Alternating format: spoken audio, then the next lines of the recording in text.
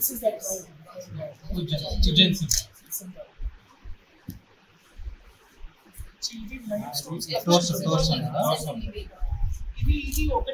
No, madam. I think it is not the same statue, different statue. Yes, madam. It is glass piece. Yeah. Glass piece.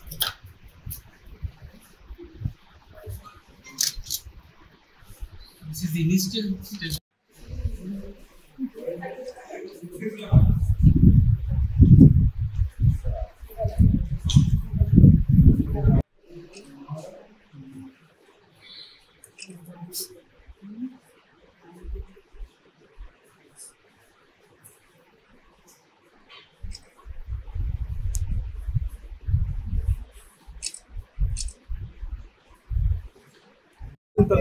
Maximum అయ్యే correct చెప్పలేము కానీ అదే అయి ఉంటుంది.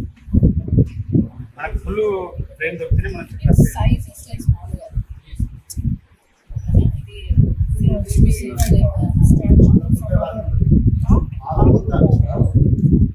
And అది కూడా చిన్నగానే ఛాన్స్ ఉండొచ్చు. అచ్చా మీకు వేరే ఫ్రాగ్మెంట్స్ మనకు ఫుల్ ఫ్రాగ్మెంట్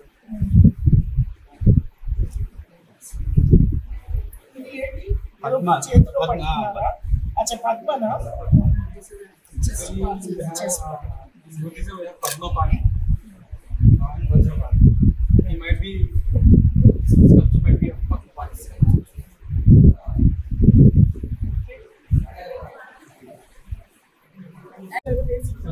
చూస్తాం మనకు స్టిక్ అవుతుందా లేదంటే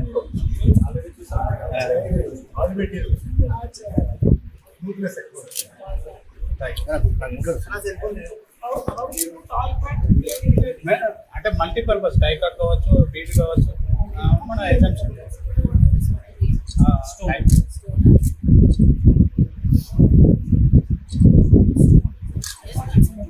it looks like metal, but that metal was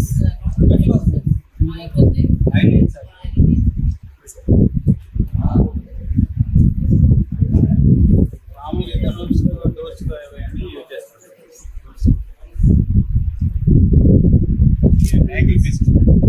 ఇది మారుమూలం గ్రామం అయినప్పటికీ కూడా దీనికి ఉన్న విశేషత మనమందరినీ అక్కడి నుంచి ఇక్కడ వరకు వచ్చేటట్టు చేస్తుంది. ఎందుకంటే మీరు చూడండి, మన వెనక ఉన్న ఈ పనిగిరి బెట్ట ఏముంది కొండ, సో అది చూసేస్తే మాకు అర్థమవుతుంది దానివల్లనే ఈ ఊరికి ఇంత విశేషత వచ్చింది అనేది. ఊరు పేరు కూడా దీని నుంచి వచ్చింది, పనిగిరి అని ఎందుకు పిలుస్తున్నాము అని ఆ ఆకారం చూస్తేనే మనకి అర్థమవుతుంది.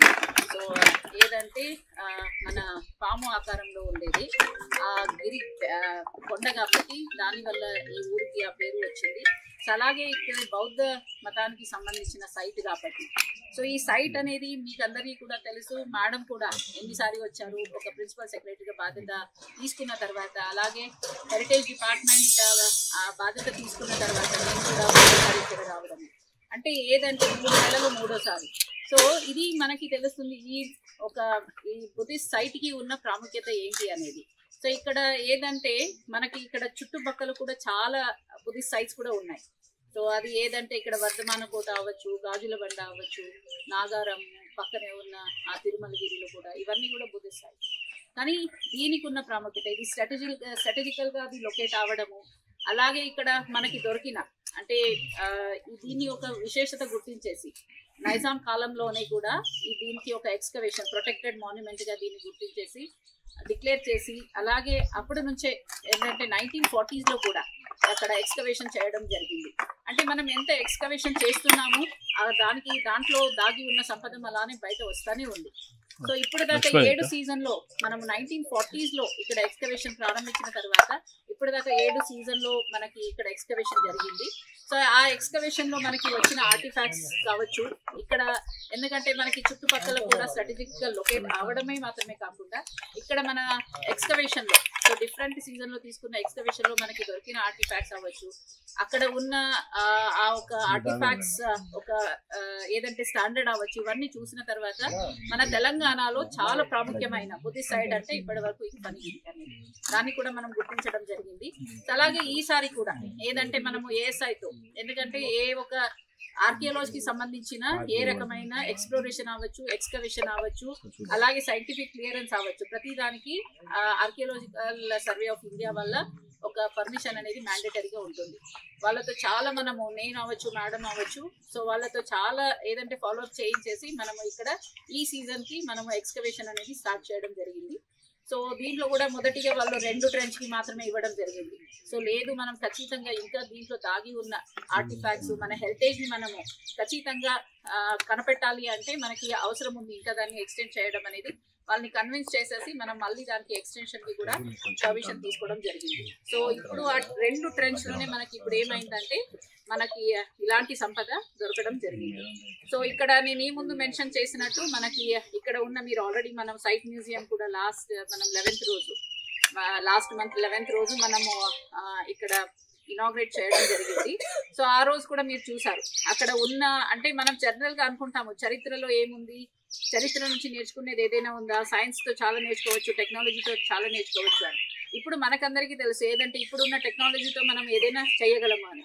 కానీ అప్పుడు, ఎందుకంటే ఈ సైట్ మీరు చూసేస్తే ఎప్పుడు 2nd century BC నుంచి కూడా అది 4th century AD వరకు ఉన్న ఈ సైట్.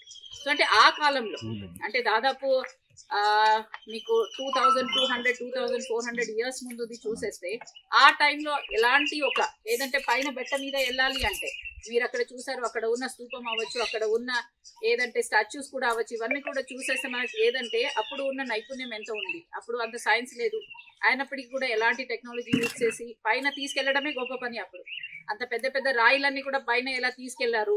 సో ఇవన్నీ కూడా చూసేస్తే మనము వాళ్ళ ముందు చిన్నగా కనపడతాము, ఎందుకంటే ఇప్పుడు మన దగ్గర టెక్నాలజీ ఉంది, అలాగే సైన్స్ ఇంత చాలా డెవలప్ అయింది, ఇప్పుడు మనం తీసుకెళ్లడం చాలా ఈజీ. ఇలాంటి టైంలోనే మనకి కష్టం అనిపిస్తుంది. కానీ ఆ టైంలో ఎలాంటి సైన్స్ లేనప్పుడు, ఎలాంటి టెక్నాలజీ లేనప్పుడు ఎలా తీసుకెళ్లారు అనేది కూడా చూసేస్తే, ఎలా అంత పెద్ద బెట్ట మీద, పెద్ద కొండ మీద అలాంటి ఒక విహారం అవ్వచ్చు, ఇవన్నీ కూడా అవ్వచ్చు, స్తూపం అవ్వచ్చు, అంత పెద్ద పెద్ద రాయిలన్నీ ఎక్కడ, ఎందుకంటే ఆ రాయి ఇక్కడిది కూడా కాదు. బుద్ధిస్ట్ సైట్స్ అన్ని కూడా చాలా important location for Buddhist history అనేది మనకి తెలుస్తుంది. తర్వాత ఈ బుద్ధిస్ట్ మ్యూజియం కూడా ఇక్కడ ఫణిగిరిలో ఈ మ్యూజియం రావడం కూడా చాలా గొప్ప మాట. డిపార్ట్మెంట్ని నేను మళ్ళీ దానికి కూడా కంగ్రాచులేట్ చేస్తున్నాను. ఎందుకంటే ఈ మ్యూజియం రావడంతో ఫణిగిరిలో వచ్చినటువంటి ఆర్టిఫాక్ట్స్ అన్నీ కూడా ఇక్కడే పెట్టి డిస్ప్లేలో సుమారు 1 నెల నుంచి చేస్తున్నారు. అండ్ ఇంతకుముందు మేడం చెప్పినట్టు దాని ద్వారా చాలా ఎంక్వైరీస్ వస్తున్నాయి. ఎందుకంటే మొన్న కూడా కొరియా నుంచి ఒక సీనియర్ అకాడమిక్ ప్రొఫెసర్ వచ్చారు ఈ ఆర్టిఫాక్ట్స్ని చూడడానికి. ఈ రకంగా మనకి ఫణిగిరి అండ్ చుట్టుపక్కల ఉన్నటువంటి బౌద్ధ గ్రామాల నుంచి వచ్చినటువంటి ఈ ఆర్టిఫాక్ట్స్ ద్వారా మనకి మన చరిత్రము ఏ రకంగా అప్పుడు ఉండింది, సోషో ఎకనామిక్ అండ్ పొలిటికల్ హిస్టరీలో మార్పులు చేర్పులు ఏంటి, ఎందుకు జరిగింది, ఎట్లా జరిగింది, ఇవన్నీ కూడా మనకు ఒక ఐడియా అనేది మనకి ఖచ్చితంగా వస్తుంది అండ్ ఇంప్రూవ్ అవుతుంది. అండ్ మీకు అందరికీ తెలుసు మన దగ్గర వచ్చినటువంటి ఆర్టిఫాక్ట్స్ మొన్న పోయిన సంవత్సరము న్యూయార్క్ మెట్రోపాలిటన్ మ్యూజియం, అంటే మనకి అంతర్జాతీయ స్థాయిలో కూడా ఒక చాలా ముఖ్యమైనటువంటి మ్యూజియం ఇది. ఆ మ్యూజియంలో కొన్ని ఆర్టిఫాక్ట్స్ ఇక్కడ నుంచి డిస్ప్లే చేయడం జరిగింది.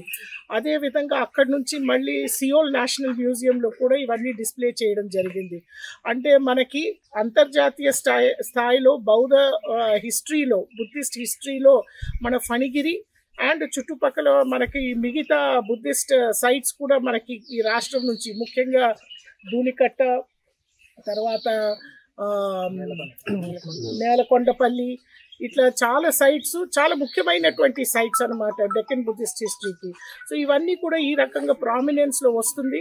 మరి ఆ బుద్ధిస్ట్ మ్యూజియం కూడా ఇక్కడ, చిన్న మ్యూజియం ఫణిగిరి బుద్ధిస్ట్ మ్యూజియం కూడా ఇక్కడ ఎస్టాబ్లిష్ చేసి ఇవన్నీ కూడా డిస్ప్లే చేస్తున్నారు డిపార్ట్మెంట్. ఈ ఎక్స్కవేషన్స్ ద్వారా ఇంకా మ్యూజియంలో కూడా ఎక్కువ ఆర్టిఫాక్ట్స్ పెట్టి ఎక్కువ పబ్లిక్ వచ్చే అవకాశం అనేది ఇక్కడ ఉంది. So I'd like to congratulate the department once again. And ఇంకా ఈ రకంగా మనకి ఎక్స్కవేషన్స్ ద్వారా ఇంకా ఎక్కువ ఆర్టిఫాక్ట్స్ వచ్చే అవకాశం ఉంది. కాబట్టి దీని ద్వారా మనకి ఇంకా మన తెలంగాణ చరిత్ర అనేది ఏమేమి ఉండింది, ఆ కాలంలో ఎట్లాంటి సిచ్యువేషన్స్ ఉండిందని మనకు ఒక ఎక్కువ understanding of our past history అనేది ఖచ్చితంగా వస్తుంది. And I also want to thank the collector and additional collector. ఎందుకంటే ఇంతకుముందు మేము ఆర్టిఫాక్ట్స్ అన్నీ కూడా ఒక పాత ఇంట్లో పెట్టాల్సినటువంటి అవసరం ఉండింది. ఆ ఇల్లు కూడా శిథిలావస్థలో ఉండింది. వాళ్ళు ఇంతకుముందు రిక్వెస్ట్ మేము పెడితే వెంటనే ముందుకు వచ్చి ఈ మ్యూజియంకి వాళ్ళు సపోర్ట్, జిల్లా స్థాయి నుంచి జిల్లా కలెక్టర్ గారు సపోర్ట్ ఇవ్వడంతో ఈ మ్యూజియంని ఒక 6 నెలల్లో మేము ఎస్టాబ్లిష్ చేసే అవకాశం అనేది వచ్చింది. అండ్ ఆ సపోర్ట్ లేకపోతే ఈరోజు కూడా ఈ ఎక్స్కవేషన్స్ మేము వచ్చినటువంటి ఆర్టిఫాక్ట్స్ని ఇక్కడే డిస్ప్లే పెట్టే అవకాశం కూడా మాకు ఉండేది కాదేమో. కానీ ఇప్పుడు పెట్టడానికి అవకాశం ఉంది, పబ్లిక్ అందరూ కూడా వచ్చి చూసుకునే అవకాశం కూడా ఉంది. కాబట్టి I want to thank the district administration also for their help. Lastly madam చెప్పినట్టు పత్రికా విలేకరులు మీదనే చాలా పెద్ద బాధ్యత. దయచేసి దీనికి పబ్లిసిటీ ఇవ్వండి. ఎందుకంటే ఇంత పెద్ద ఎత్తున మనకి బౌద్ధ హిస్టరీలో ఇట్లాంటి కాయిన్స్ దొరకడం అనేది నెవర్ బిఫోర్ హ్యాపెండ్.